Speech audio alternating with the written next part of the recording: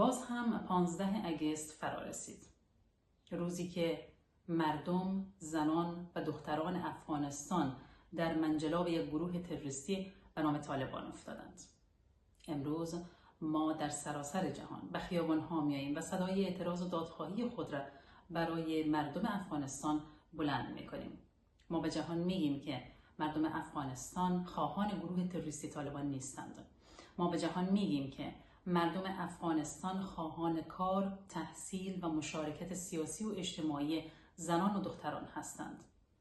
ما به جهان میگیم که مردم افغانستان تحت سیطره گروه تروریستی طالبان به تنگ آمدند و صدای خود را به خاطر همه جوانان و پدرانی که جانهای خود را در بیابانهای نیمروز به خاطر فرار از فقر و بیکاری از دست دادند بلند میکنیم.